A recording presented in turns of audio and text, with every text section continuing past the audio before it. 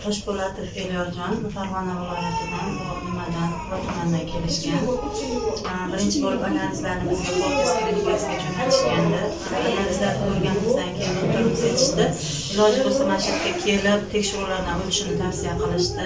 Undan keyin perisadka yoki davo choralarini ko'ramiz deyishdi. 3 kun bo'ldi Fortis klinikasiga kelib hamma tekshiruvlardan o'tdi. Analizlarni topshirdik. Hamma analizlari hozircha joyida. Lekin haqiqatan gepatit B'da bor. Sirroz aniqlangan jigarlarida, lekin perisadkaga hali vaqt bor.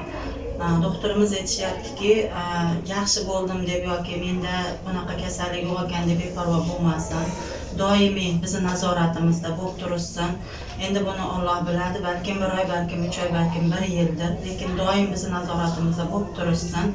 Qachonki mana shu sirrozda alomatlari boshlansa, qon ketish yoki atsid qorinda shishish, ensefalopatiya qaysidir bitta alomatlari boshlansa, darrov bizga aloqaga chiqishadi yoki davo chorasini yoki yana boshqa narsalarni o'ylab ko'ramiz deb shunaqa deyapti doktorimiz.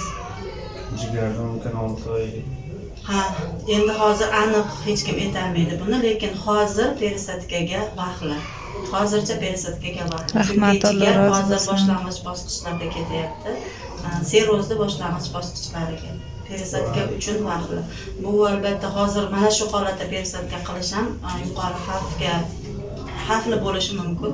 Shuning uchun qachonki bemor perisadkaga tayyor bo'lganda, ana o'sha paytda perisadka qilinadi.